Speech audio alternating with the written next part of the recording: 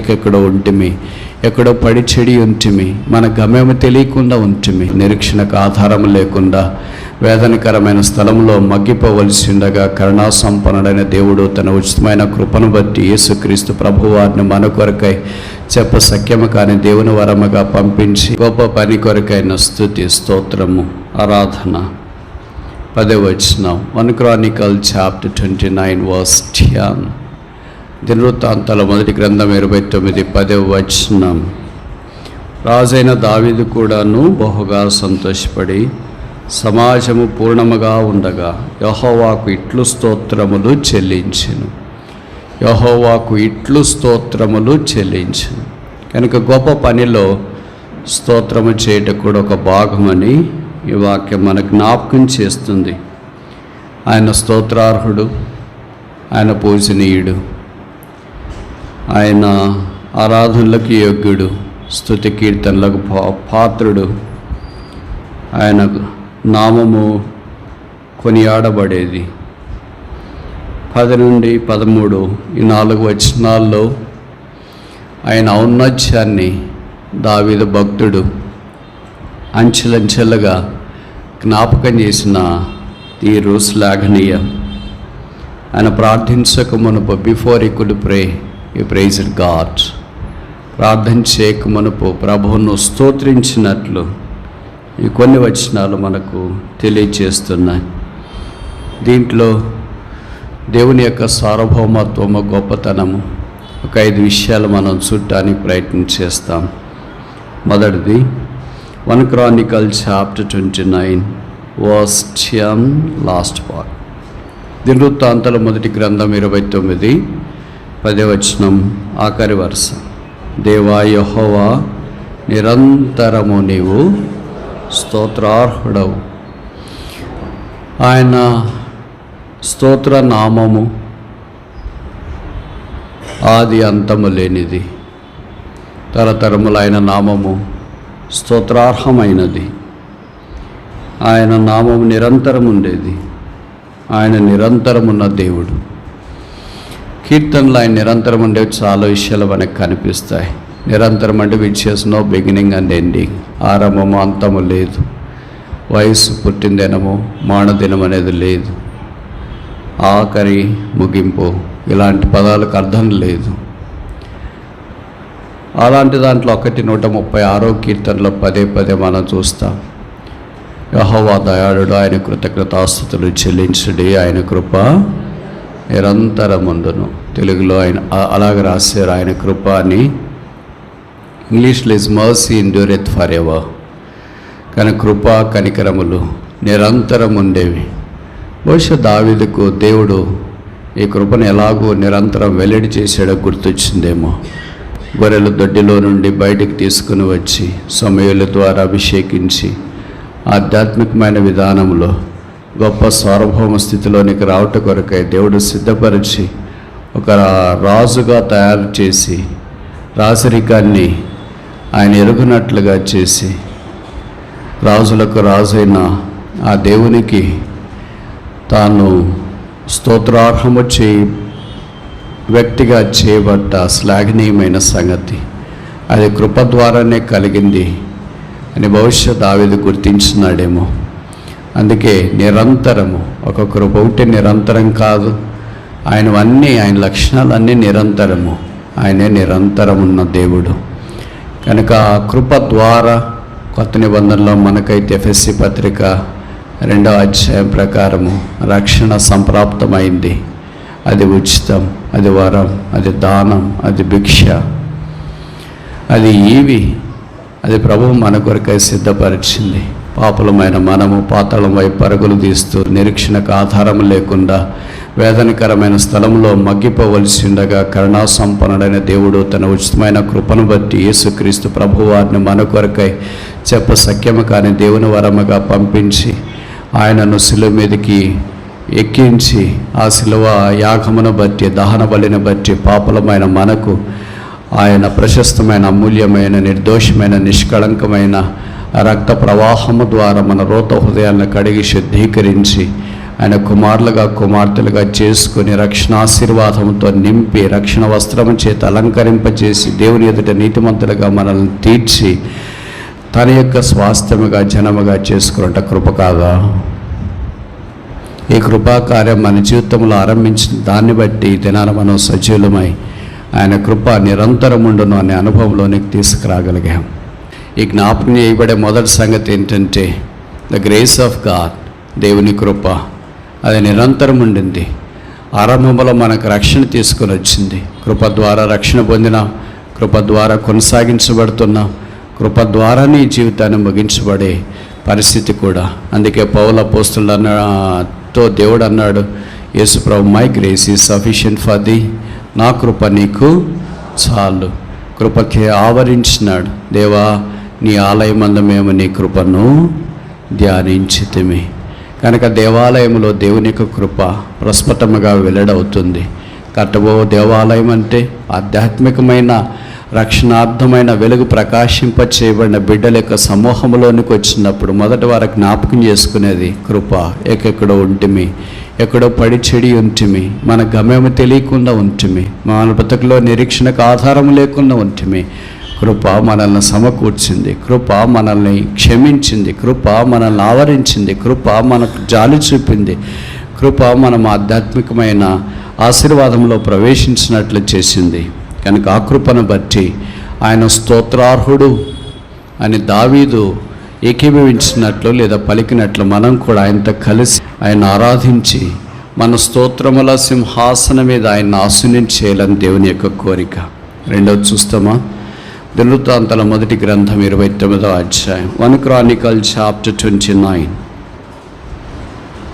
verse 11, 11వ వచనం. యెహోవా, భూమి ఆకాశములు యందుండు సమస్తమును నీ వశము, మహాత్మ్యమును పరాక్రమమును ప్రభావమును తేజస్సును ఘనతయు నీకే తెంచుచున్నవి. యెహోవా రాజ్యము నీది. ఇవన్నీ బహుశా యాంప్లిఫై చేసి ప్రకటన గ్రంథంలో రాశారంటే తప్పంటారా? ఆ పదాలన్నీ ఇక్కడ పరిశుద్ధాత్మ దేవుడు జోడించి దావీదు యొక్క నోట్లో నుండి దేవుని యొక్క స్తోత్రార్హ గానాన్ని ఇక్కడ వివరించిన తీరు నిజంగా శ్లాఘనీయం. అందుకనే దేవుడు దావీదును హృదయానుసాడు అన్నాడేమో. ఆయన నోరు తెరిస్తే ఆరాధన ప్రవాహం అట్టే కరకట్టలు కూడా తెంచుకొని వస్తుంది.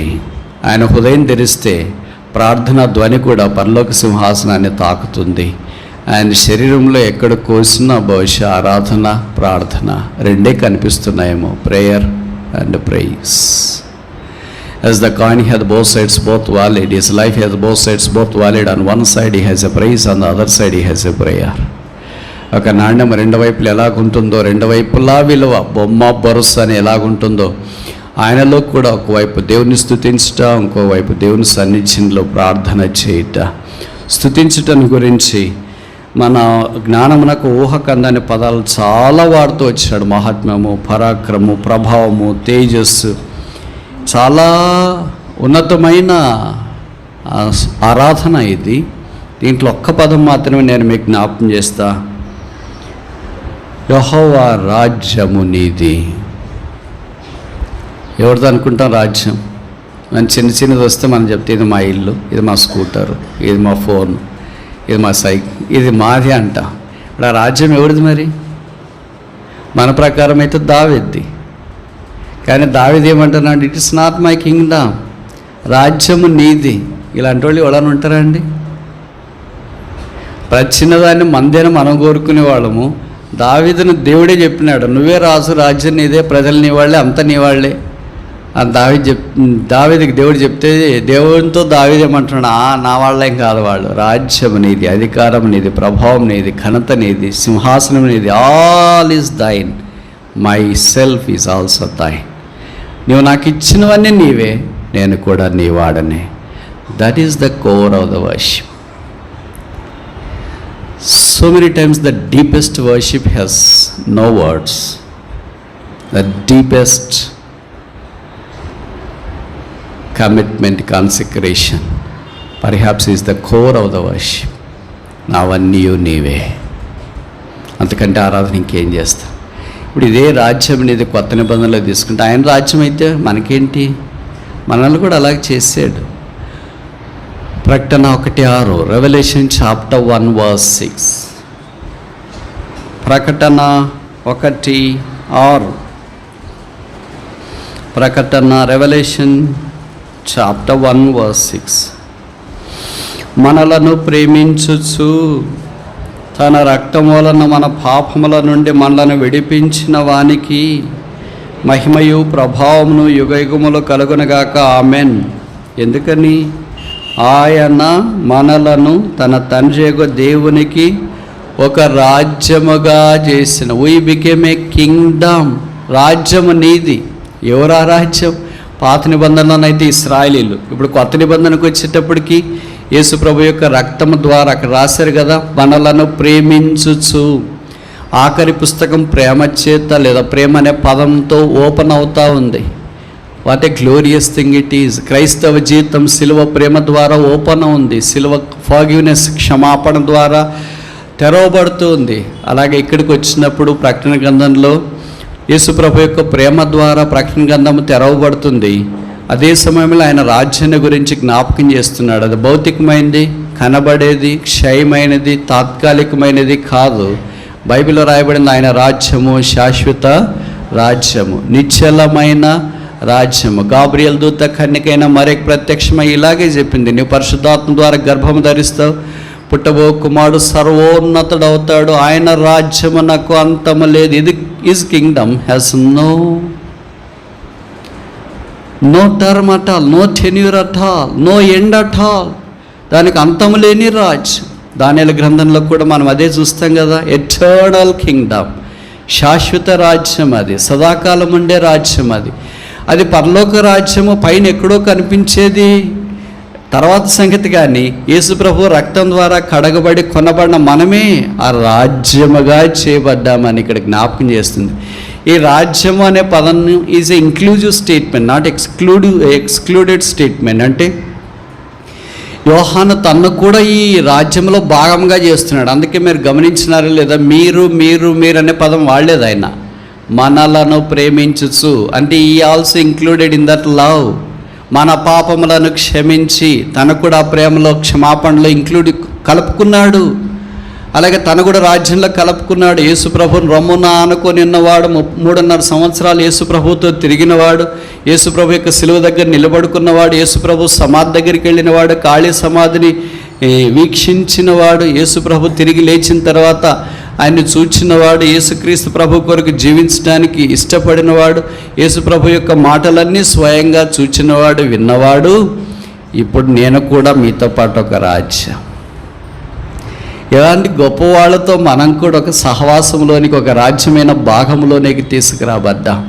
భూమి మీద ఉన్న రాజ్యాల్లో తుత్తునీళ్ళుగా చేయబడవచ్చు, యుద్ధాలు వచ్చి పాడుగావచ్చు, రాజులు సరైన వారు కాకపోతే నష్టం కలగవచ్చు, ఆ రాజ్యాలన్నీ భూకంపాలు వస్తే బహుశా భూమిలో కలిసిపోవచ్చు, లేదా సునామీ లాంటివి వస్తే కొట్టుకొని పోవచ్చు. అయితే ఈ రాజ్యానికి ఏ న్యాచురల్ డిజాస్టర్, ప్రకృతి విపత్తు లేని రాజ్యం. Nothing can ever destroy the Kingdom that was build, that is build, that will be build by Christ the king of Kings.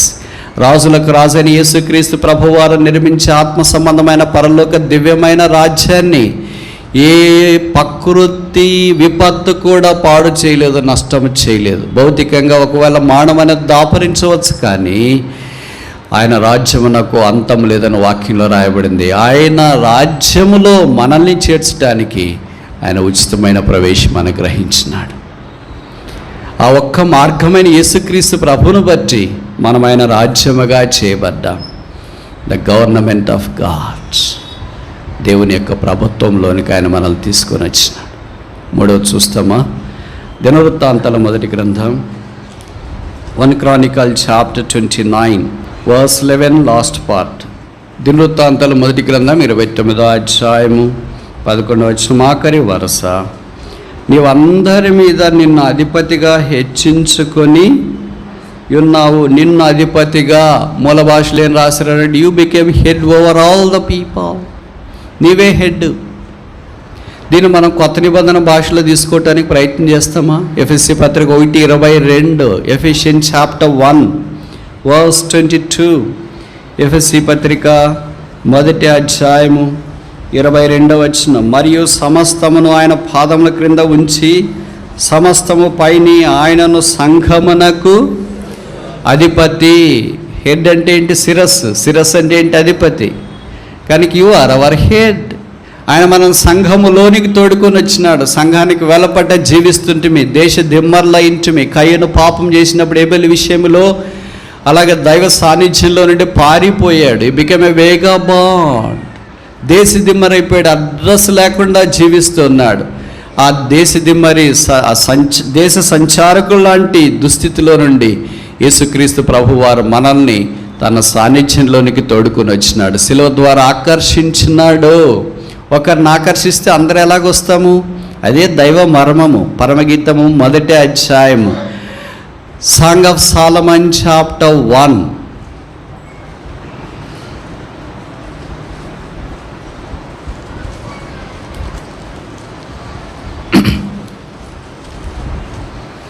నాలుగవ వచనం, song of Solomon chapter 1 verse 4. పరమగీతం 1వ అధ్యాయం 4వ వచనం. నన్ను ఆకర్షించుము, నేను నీ యుద్ధకు పరిగెత్తి వచ్చేదను అని రాశారా? చూస్తున్నారా బైబిల్? మీరు ఊరికే అలాగున్నారా? బాడీ ప్రజెంట్ మైండ్ ఆబ్సెంటా? చాలామంది విశ్వాసులకు బాడీ ప్రజెంట్ మైండ్ ఆబ్సెంట్. నన్ను ఆకర్షించుము, నేను నీ యుద్ధకు పరిగెత్తి వచ్చేదనని కాదు ఇక్కడ రాసిండేది. నన్ను ఆకర్షించుము. మేము ఒకళ్ళని ఆకర్షిస్తే ఒకళ్ళే రావాలి కదా. ఇక్కడేంటి? మేము అనే పదం వాడబడింది. కనుక ఆకర్షణ ఒకళ్ళ మీదకి వచ్చింటే మనం రక్షణ ఒకళ్ళ రక్షణ పొందింటే మేము నీ యొద్దకు, దట్స్ ఎ ఫెలోషిప్. అదే సంఘం, అదే సహవాసం, అదే దేవుని ప్రజల మధ్యలో ఉండే ఆత్మ సంబంధమైన దేవాలయముగా కట్టబట్టు కొరకాయి మనం ఆధ్యాత్మికంగా దగ్గరికి చేరి వచ్చినాం. ప్రభుకు స్తోత్రాలు. ఆ దేవాలయములో, ఆ సంఘములో, ఆ శరీరములో ఆయన ఆకర్షించినాడు. ఆయనే అధిపతి. Is the head of the church. ఆయనే అధిపతి అయి ఉన్నాడు. ఆయన ద్వారా, ఆయనను బట్టి, ఆయన మూలమున, ఆయన యందు మనము ఉనికి కలిగి ఉన్నాము. కనుక దేవుని ఆరాధించినట్లుగా, స్తోత్రించినట్లుగా దావీదు పూనుకొని ఎలాగ అధిపతిగా ప్రభు ఉన్నాడు అది జ్ఞాపకం చేస్తున్నాడు. సాధారణంగా ఆలోచిస్తే సమూయేలు మొదటి గ్రంథం 21 ప్రకారము అదుల్లాము గుహలో దావీదు చేరి వచ్చినప్పుడు ఇంచుమించు 400 మంది ఆయన దగ్గరికి చేరి వస్తే బైబిల్లో వ్రాయబడిన మాట ప్రకారము ఆయన అందరికీ అధిపతి ఆయను. 22 సమూయేలు 22 2వ వచనం. ఆయన అందరికీ అధిపతి ఆయను. He became head for all, captain for all. ఇదే అలంకారముగా లేదా ఛాయగా ఇక్కడ కనిపిస్తుంది. కొత్త నిబంధనకు వచ్చేటప్పుడు యేసుక్రీస్తు ప్రభువులో ఇది వాస్తవికతను సంతరించుకున్నట్లు వాక్యం ద్వారా మనం చూస్తున్నాం. అంటే ఆయన శరీరముగా మనం చేయబడ్డాం. ఆయన మనకు శిరస్సు అయినాడు. ఆయనను బట్టి, ఆయన సలహాను బట్టి, ఆయన ఇన్స్ట్రక్షన్స్ బట్టి, ఆయన గైడెన్స్ని బట్టి, అంటే తలను బట్టి శరీరం ఎలాగ పనిచేస్తుందో యేసుక్రీస్తు ప్రభువాన్ని బట్టి మనం కూడా ఆయన కొరకు చలనము కలిగి, ఉనికి కలిగి ఉండునట్లుగా ఆయన మనకు శిరస్సు అయినాడు. Christ is our head. ఆయనే మన అధిపతి. ఇప్పుడు దాకా 3 విషయాలు మనం చూస్తున్నాం. మొదటిది ఏంటి? The grace of God. దేవుని యొక్క కృప నిరంతరం ఉంటుంది. రెండవది ఏంటి? The government of God. ఆయన రాజ్యమునకు అంతము లేదు. ఆ రాజ్యములో మనల్ని భాగముగా చేసినాడు. మూడవది ఏంటి? ఆయన మనకు అధిపతిగా ఉన్నాడు. సంఘములోనికి మనం తోడుకొని వచ్చి ఆయన సంఘాన్ని భద్రపరిచి కాస్తున్నాడు. 4వది చూస్తామా? 29వ అధ్యాయం 1 Chronicles చాప్టర్ 29. 29వ అధ్యాయం, దినవృత్తాంతాల మొదటి గ్రంథం 29వ అధ్యాయం 12వ వచనం, verse 12. ఐశ్వర్యమును గొప్పతనమును నీ వలన కలుగును, నీవు సమస్తమును ఏలువాడవు. నీవు సమస్తమును ఏలువాడవు. మీరు గమనించినారో లేదో, ఆయన చేసిన ప్రార్థనలు, స్తుతిలో సమస్తము సమస్తము సమస్తం అనే మాట మరలా కనిపిస్తుంది. బహుశా నేను ఇలాగ చెప్తే తప్పు కాదేమో. ఈ సమస్తం అనే పదమే ఎఫెసీ పత్రిక 1వ అధ్యాయంలో క్యారీ చేయబడి సమస్తమునకు నీవు ఆయనను అధిపతిగా నియమించినావు, సమస్తం ఆయన పాదముల కింద ఉంచి ఉన్నావు, సమస్తం ఆయనకు లోబరిచి ఉన్నావు, సమస్త నామముల కంటే ఆయన నామమును హెచ్చైనదిగా చేసి ఉన్నావు. కనుక Jesus Christ is exalted above all things. A true worship is a one that exalts Jesus Christ above all names, all principalities, all powers, all might. ఒక సరైన ఆరాధన ఏంటంటే యేసుక్రీస్తు నామం అన్ని నామముల కంటే హెచ్చైనది, ఘనమైనది, స్తోత్రార్హమైనది. It is high above all. ఇక్కడ చెప్పబడిన మాట మనకు జ్ఞాపకం చేయబడితే, గొప్పతనము నీ వలన కలుగును. Is a great God. గొప్ప, ఆయన పని గొప్పది, ఆయనే గొప్పవాడు. అందుకే ఆయన అన్నాడు కదా, సొలొమోను కంటే గొప్పవాడు ఇక్కడ ఉన్నాడు, యోనా కంటే గొప్పవాడు ఇక్కడ ఉన్నాడు. మత్తయి సువార్తలో చూస్తాం. దేవాలయం కంటే గొప్పవాడు ఇక్కడ ఉన్నాడు, అబ్రహాము కంటే గొప్పవాడు ఇక్కడ ఉన్నాడు. ఈ మాటలన్నీ యూదులకు చాలా కష్టంగా కనిపించినాయి. నీకు 50 ఏళ్ళు కూడా లేవు, అబ్రహాం చూసినానంటావేంటి అని అంటే యేసుప్రభువు చెప్పిన మాట, నేను అబ్రహాం పుట్టక మునిపే నేను ఉంచిని. అబ్రహాము నా దినం చూడాలని చాలా ఆశపడ్డాడు, చూసినాడు, మిగిలిన సంతోషించినాడు. అదే కల్వరి దృశ్యము మోరియా పర్వతం మీద అబ్రహాము కొమ్ములు తిరిగిన పొట్టేళ్ళు చూచిన రమ్యమైన ఆకర్షణీయమైన సంగతి. ఈ దినాన అబ్రహాం అయితే ఒక్కడే మోరియా పర్వతం మీద కొమ్ములు తిరిగిన పొట్టేళ్ళను చూచినాడు. మనమైతే వధించబడిన దేవుని గొర్రెపిల్ల, జగదుత్పత్తి మొదలుకొని వధ కొరకై సిద్ధపరచబడిన ఆ యేసుక్రీస్తు ప్రభువారిని ఆ కల్వరి శిలువలో చూసే భాగ్యంలోనికి తీసుకురాబడ్డాం. శిరస్సు మీద ముళ్ళ కిరీటం, ముఖమంతో మీ దేహమంతా కోడా దెబ్బలు, చేతుల్లో మేకులు, కాళ్ళలో మేకులు, ప్రక్కలో బల్లెపోటు, స్వరూపమైనను సొగసైనను లేనివాడిగా చేయబడి, వికారుడిగా మార్చబడి, నలగొట్టబడిన వాడిగా చేయబడి, బాధించబడిన వాడిగా చేయబడి, ఆ శిలువలో దీనుడిగా వేలాడుతున్న దృశ్యాన్ని చూచే భాగ్యము ప్రభువు మనకు అనుగ్రహించినాడు. పాత నిబంధన భక్తులైతే ఆయన్ని అటు ఇటు అంటే చిన్న చిన్న కొమ్మలు తిరిగిన పొట్టేలుగా చూసినారు, మహిమగా చూసినారు, కేరుబుల మధ్యలో మాట్లాడే స్వరముగా ఆయన్ని చూసినారు, వారి ముందు నడిచిన మేఘస్తంభముగా వారు ఆయన్ని చూసినారు, ఒక రాయిగా చూసినారు, పగలగొట్టబడిన బండగా చూసినారు, మన్నాగా వారు చూసినారు. ఇవన్నీ చిన్న యేసుప్రభుని గురించి చిత్రపటాలు. కొత్త నిబంధనలోనికి వచ్చిన మనమైతే ఇంకా ఆధ్యాత్మికమైన శిఖరాల్లోనికి వచ్చే భాగ్యము దేవుడు మనకు అనుగ్రహించినాడు. ఆ కారణాన చూడని వారే దేవుని అంతా ఆరాధించగలిగితే, ఆత్మీయమైన నేత్రాలతో చూసిన ఈ తరంలో, కొత్త నిబంధనలోని తరం మనము ఇంకెంత ఎక్కువగా ఆయన ఆరాధించవలసిన వారమై ఉన్నాము. అందుకే ఇక్కడ గ్రేట్నెస్ ఆఫ్ గాడ్, గొప్పతనం ఆయనది. ఆయన గొప్పతనము చెప్పసఖ్యము కాదు. మీరు ఊహించండి, ఒక మనిషినికి గొప్పతనమే ఇంకో మనుషుడు చెప్పలేడు, భార్య గొప్పతనమే భర్త చెప్పలేడు. వాళ్ళు చెప్తారు, అబ్బా బ్రదర్. భర్త గొప్పతనమే భార్య చెప్పలేదు, అబ్బా బ్రదర్. పిల్లల గొప్పతనమే తల్లిదండ్రులు చెప్పలేదు. ఇరుగు పొరుగు వారి గొప్పతనమే, రాజకీయ నాయకుల గొప్పతనమే. వాళ్ళు ఇంకేం చెప్పలేక ఏమంటారంటే, నాకు చెప్పడానికి టైం సరిపోవట్లేదు, చెప్పాలంటే ఈ జీవితం కూడా చాలదు అంటాడు. ఒక మనిషి, 5 అడుగుల మనిషి, నీ పక్కన ఉండే మనిషి యొక్క గొప్పతనం చెప్పడానికే జీవితం చాలకపోతే, ఆకాశ మహాకాశాల పట్టజాలనే దేవుని యొక్క గొప్పతనాన్ని పాపాత్ముడైన మనుషుడు లేదా పాపి అయిన నోరు ఎలాగ వివరిస్తుంది? పాపి చెవులు ఎలాగ వింటగలగవు? పాపి యొక్క హృదయం ఎలా గ్రహిస్తుంది? పాపి యొక్క జీవితం ఎలాగ స్పందిస్తుంది? ఒకవేళ చెప్పగలిగేంత గొప్పతనమే ప్రభుదైతే, is no God at all. ఇంకోసారి చెప్పనా, ప్రభు యొక్క గొప్పతనం ఇంతైనా ఒక మనుషుడు ఏదైనా చెప్పగలిగేటట్లుంటే, is no God at all. Because God himself is infinite, God himself is unsearchable, God himself is untold great person. చెప్పసఖ్యముగాని వరం ఆయనే, చెప్పసఖ్యముగాని సంతోషం ఆయనే, చెప్పసఖ్యముగాని మహిమ ఆయనే, చెప్పసఖ్యంగానే ఇంక చెప్పేది ఎలాగ చెప్పాలా? కనుక మనం మాట్లాడేది చెప్పేదంతా కేవలం ఒక విశ్వమంతా మాత్రమే, ఒక చిన్న అణువు, ఒక చిన్న పరమాణువు లాంటిదే. ఆయన గొప్పతనం పరలోక రాజ్యానికి వెళ్ళిన తర్వాత కానీ మనకు తెలియదు అనుకుంటా. సొలొమోను అనే గొప్పతనాన్ని గురించి చూడటానికి ఒక షేబా దేశ ప్రాణ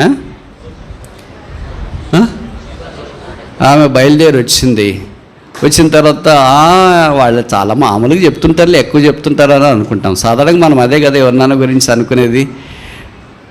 ఎక్కువ చెప్తుంటారు, ఇంత ఉండదు, ఇంత చెప్తారు, 10% ఉండదు, 100% చెప్పింటారులే అనుకుంటాం. ఆమె వచ్చిన తర్వాత చూసి సొలొమోను యొక్క దాసులు, పరివారము, ఆయన భోజన బల్ల, ఆయన సింహాసనము, ఆయన జ్ఞానం ఇవన్నీ చూసి ఆమె వెళ్ళేటప్పుడు చెప్పింది, even of was not told of his glory. ఆయన మహిమలో, ఆయన గొప్పతనంలో సగం కూడా నాకు చెప్పలేదు. ఇప్పుడు కొత్త నిబంధనలో ఉన్న శేభాదేశ ప్రాణి లాంటి మనం కూడా యేసుప్రభు యొక్క జ్ఞానాన్ని చూడటానికి వస్తే ఆఫ్ కాదు, not even a molecule of his glory greatness is unleashed to us on this earth. ఈ భూమి మీద ఆయన యొక్క మహిమ, ప్రభావం, గొప్పతనం, శ్రేష్టతలో ఒక్క అణువంతా కూడా మనకు తెలియపరచబడలేదని బహుశా పరలోక రాజ్యంలో కాలు పెట్టిన తర్వాత మన కళ్ళు తెరవబడితే అదే మనకు గుర్తొస్తుందంటే తప్పు కాదేమో. ద గ్రేట్నెస్ ఆఫ్ గాడ్, దేవుని యొక్క గొప్పతనం. ఇప్పటిదాకా ఎన్ని విషయాలు చూసాం? మొదటిది ఏంటి? ద గ్రేస్ ఆఫ్ గాడ్, ఆయన నిరంతరం ఉండే కృప, రక్షణ మనకు తీసుకొని వచ్చింది. రెండవది ఏంటి? ద గవర్నమెంట్ ఆఫ్ గాడ్, ఆయన రాజ్యం అంతము లేదు, ఇప్పుడు ఆయన మనల్ని కొత్త నిబంధనలో ఒక రాజ్యముగా చేశాడు. మూడవది ఏంటి?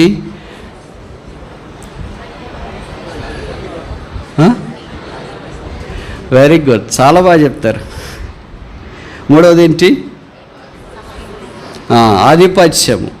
దానికి హెడ్ అనే దానికి మనం ఏం పేరు పెట్టాం? పేరు పెట్టలేదా? పెట్టామా పెట్టలేదా? ఏం పేరు పెట్టాం మరి? గ్రేట్నెస్ ఆఫ్ గాడ్ అన్నామా? ఓకే, వెరీ గుడ్, మీరు చాలా బాగా చెప్తారు. ఆయన గొప్పవాడని మనం చూసినాం. ఇప్పుడు నాలుగోది అనుకుంటా, 29:12, 1 Chronicles chapter 29. నీవు సమస్తము ఏలువాడవు, గొప్పతనమంతా నీదే కనుక. కింద వచనాల్లోకి వస్తే, పరాక్రమము, బలము నీ దానములు. ద గుడ్నెస్ ఆఫ్ గాడ్, దేవుని యొక్క దానము మంచిది. ఆయన మనకేం అనుగ్రహిస్తున్నాడంటే పరాక్రమ, బలం. అందుకే అపోస్తలుడైన పౌలు ఫిలిప్పీ 4:13 అనుకుంటా కదా, I can do all things in Christ that strengtheneth me. నన్ను బలపరచు అని అందు నేను సమస్తము చేయగలను. యేసుక్రీస్తు ప్రభువే మన బలం. 18వ కీర్తనలో దావీదు అన్నాడు, యెహోవా నా బలహీనత అన్నాడా? నా బలమా, the Lord is my strength. అయ్యా, దావీదు లాంటి వాడికే బలం అవసరమైతే మన సంగతి ఏంటండి? అంటే సింహాన్ని కూడా గడ్డం పట్టుకొని చీల్చిన వాడికే బలం అవసరమైతే, సింహము నేషనల్ జియోగ్రఫికల్ ఛానల్లోన, వాట్సాప్లోన, స్టేటస్లోన చూసి, బొమ్మలు చూసి మన సంగతి ఏంటి? గొలియాతును ఒడిసెలతో ఒక్క రాయి ద్వారా పడగొట్టిన వాడికి బలం అవసరమైతే, అనుదిన జీవితంలో గొలియాతు లాంటి పరిస్థితులు మనకు వచ్చినప్పుడు మనం పారిపోయే పరిస్థితిలో ఉంటే మనకి ఇంకెంత బలం అవసరము? సౌలు ద్వారా తరం పడుతున్నప్పుడు, కుమార్ ద్వారా తరం పడుతున్నాడు, పరిస్థితులన్నీ ప్రతికూలంగా ఉన్నప్పుడు, తుఫాన్లో చిక్కి బక్కజిక్కిపోయినప్పుడు, సమస్తాన్ని కోల్పోయి ఏడ్చడానికి శక్తి లేనంత బిగ్గరగా ఏడ్చినప్పుడు, చుట్టూన్న ప్రజల రాళ్ళతో దావీదును కొట్టి చంపదామని ప్రయత్నాలు చేస్తున్నప్పుడు, బైబిల్లో రాయబడింది, యెహోవాను బట్టి ధైర్యం తెచ్చుకున్నాను. అలాంటి వాడికే బలం అవసరమైతే మనలాంటి వారి సంగతి ఏంటి? ప్రభువే మన బలం. The power of his resurrection, ఆయన పునరుత్థాన బలాన్ని ఆయన మనకు అనుగ్రహించి నడిపించినాడు. అందుకనే భవిష్యభవనం ఈ దినము దాకా వచ్చిన బలము ఆయన దానములు. అది ఆయన యొక్క మంచి దానం చేసేది వాళ్ళు మంచోళ్ళే చేస్తారు, కానీ వాళ్ళంతా వాళ్ళ దగ్గరే పెట్టుకుంటారు. కబ్జా చేయడము ఆపోజిట్ ఏంటంటే దానం చేయడం. దానం చేయడానికి ఆపోజిట్ ఏంటంటే, మీకు ఏదో బాగా గుర్తుంటుంది ఈ రెండింటి మధ్యలో లోకంలో మనం చూస్తున్నప్పుడు, ప్రభు మనకు దానం ఇచ్చేవాడు. Goodness of God. ఇప్పుడు 5వ దాకా చూసి ముగిస్తామా? దినవృత్తాంతాల మొదటి గ్రంథం 29వ అధ్యాయం, 1 Chronicles chapter 29 verse 13, 13వ వచనం. మా దేవా, మేము నీ కృతజ్ఞతాస్తుతులు చెల్లించున్నాము, ప్రభావం గల నీ నామమును కొనియాడుచున్నాము. ఈ 4-5 వచనాల్లో ఆయన ఆరాధన స్తోత్రం వచ్చేసి ముగించిన తిరుస్లాఘనీయం. నిన్ను కొనియాడుచున్నాము, ప్రభావము గల నీ నామం ఈజ్ ఎ గ్లోరియస్ గాడ్. ఆయన ప్రభావము గలది. ఆయన ప్రభావము పాపిని రక్షిస్తుంది, ఆయన ప్రభావం రోగిని బాగు చేస్తుంది. అందుకే మనకు తెలుసు కదా, ఒక జబ్బుతో బాధపడుతున్న స్త్రీ వచ్చి యేసు ప్రభువుతో ప్రార్థన చేయించుకోవాలని వచ్చిందేమో తెలియదు, అది వీలు కాలేదు కనుక ఆయన వస్త్రపు చెంగు అదైనా ముడితే బాగవుతుంది కదా అనుకొని వచ్చింది. అలాగే ఆయన వస్త్రపు చెంగు ముట్టింది.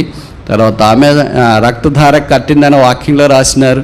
ఆ తర్వాత జరిగింది, ఎందుకంటే నాలో ప్రభావం పోయింది, ఎవరినని ముట్టారు. ఆయన వస్త్రములో ప్రభావం ఉంది, ఆయన మాటలో ప్రభావం ఉంది, ఆయన నడకలో ప్రభావం ఉంది, చూపులో ప్రభావం ఉంది, ఆయన జీవితంలో ప్రభావం ఉంది. ఆయనే ప్రభావం కలిగిన వ్యక్తి. Is all glorious. అందుకనే ఆయన పేరుని గురించి చెప్పబడింది, ఆయన మహిమా స్వరూపి. ఆ మహిమా స్వరూపి అయిన దేవుడు, మహిమను కోల్పోయిన మనం, రోమపత్రికలో రాయబడింది కదా, అందరినూ పాపం చేసి దేవుడు అనుగ్రహించిన దేవుని మహిమను పొందలేకపోయిన మనల్ని మహిమలోనికి తీసుకుని వచ్చుట కొరకే మహిమా స్వరూపి భూమి మీదకి దిగి వచ్చి శిలువ మీదకి వెళ్ళి రక్తము కార్చి చనిపోయి సమాధి చేయబడి తిరిగి లేపబడడం ద్వారా మహిమను కోల్పోయిన మనము, మహిమకు తక్కువ వచ్చిన మనము ఇప్పుడు ఏమయ్యామంటే మహిమగల రాజ్యంలోనికి వచ్చినాము. మహిమగల రాజ్యంలోనికి రావడానికి మహిమగల సువార్త ప్రకటించబడింది. మహిమగల సంఘములోనికి వచ్చినాము. మహిమగల రాజ్యముగా చేయబడ్డాము. దినాన ఒకవేళ ప్రభు ఈ దినాన్ని వస్తే ఈ దీన శరీరాన్ని విడిచిపెట్టి మహిమగల దేహాన్ని మనం ధరిస్తాం. మహిమరాజు సన్నిధిలో ఉంటాం. ఆ మహిమను మనం చూస్తూనే ఉంటాం సదాకాలము. ఆయన మహిమలోనే మనం ఉండబోతున్నాం. ఆహా, ఎంత భాగ్యం ఇది! పాపాత్ముడైన మానవుణ్ణి, మంటి పురుగైన మానవుణ్ణి పడి చెడిపోయి సమాధిలో పాతి పెట్టబడితే పురుగులు కొరికి కమ్మగా తినివేసి ఈ మానవుణ్ణి మట్టిలో నుండి దేవుడు మహిమలోనికి తీసుకుని రావట కొరకై ఆ మహిమలోనున్న దేవుడు ఈ మట్టికి అనుగ్రహించాడు. This is the height of the grace of God. దేవుని కృప ఎత్తు ఇది. ఎవరు కొలుస్తారు? ఆకాశం నుండి భూమి దాకా ఎంత ఎత్తుందంటే ఇది సాధ్యం కాదు. అందుకే దావీదు భక్తుడు దైవ సాన్నిధ్యంలో చేరి ప్రజలు సర్వ సమాజము చేరి వచ్చుండగా ఆయన నోరు తెరిచి ఇలాగ ఆయన కొనియాడాడు, స్తోత్రించినాడు. ఈ దినాన మనం కూడా ఆయన పాద పద్మముల చెంత చేరి దావీదు ఈ మాటలు రాసేటప్పుడు, ఇవి స్తుతించేటప్పుడు, లేదా ఇలాగ దేవుణ్ణి కొనియాడి స్తోత్రించేటప్పుడు ఆయనకి అక్షరానుసారంగా మేరీ క్రిస్మస్ అంటే తెలియదు, స్టార్ తెలియదు, బెలూన్లు తెలియదు, కేక్స్ తెలియదు, క్యారల్స్ తెలియదు.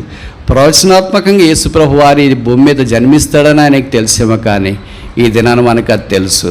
ఆయన పశువుల తొట్టులో పరండబెట్టబడతాడని తెలుసు. ఆ పరండబెట్టబడ్డాడని మనకు తెలుసు. మన కొరకై పాపంగా చేయబట్టానికి శిలువ మీదకి వెళ్ళాడని తెలుసు. యేసు ప్రభు యొక్క journey from cradle to the cross and from cross to the crown for a cruel cursed person like you and I. This is the whole journey of the grace. Who will bring a cursed person into a crowned person? Coronation. అందుకొరకే యేసుక్రీస్తు ప్రభువారు ఆ తొట్టిలో పరుండబెట్టబడటానికి ఇష్టపడి ఆ తర్వాత శిలువ మీదకి వెళ్ళి రక్తము కార్చి చనిపోయి సమాధ్యపడి ఇప్పుడు పరలోక స్థలములో ఆయన ఆసీనుడైనాడు. పాత నిబంధనలో ఇవన్నీ వారికి ప్రవచనంగా తెలుసు కానీ అక్షరంగా తెలియదు. అయినా వారు దైవ సాన్నిధ్యంలో సాగిలపడి దేవుణ్ణి కొనియాడి స్తోత్రించి ఆరాధించి గణపరిచినట్లు మనం ఎరుగుదాం. కొత్త నిబంధనలో ఉన్న మనకు యేసు ప్రభు సిలువ అంటే తెలుసు, రక్త ప్రభావము తెలుసు. యేసు ప్రభు మన కొరకు ఎలాగో అవమానపరచబడ్డాడు, గాయపరచబడ్డాడు తెలుసు. యేసు ప్రభు యొక్క మానవు తెలుసు, యేసు ప్రభు యొక్క భూస్థాపన తెలుసు, యేసు ప్రభు యొక్క పునరుత్థానం తెలుసు, యేసుక్రీస్తు ప్రభు యొక్క మహిమ ఆరోహణం కూడా తెలుసు. ఆయన ఒక దినాన్ని రానయ్యున్నాడని తెలుసు. పాత నిబంధనలో సిలువను గురించి ఎరగనప్పుడే ఇంత ఆరాధించగలిగితే సిలువను ఎరిగిన తర్వాత మనం ఇంకెంత ఆరాధించాలా? ఈ దావీదు భూమి మీద ఉన్న దినాల్లో యేసుప్రభు వచ్చింటే దావీదు ఇంకెలాగ ఆరాధించిండే వాడో చెప్ప సఖ్యం కాదనుకుంటా. పాపలమైన మనం ఈ భూమి మీద పాపంలో పడి చెడిపోయినప్పుడు కాలము సంపూర్ణమై ఉండగా దేవుడు తన కుమారుని పంపించి మన కొరకు ఆ కుమారుని సిలువలో పాపముగా చేసి శాపగ్రాహిగా మార్చి పాపము నుండి మనల్ని విడిపించి శాపము నుండి విడిపించి దేవాలయముగా చేసినాడు. ఈ పని బహు గొప్పది.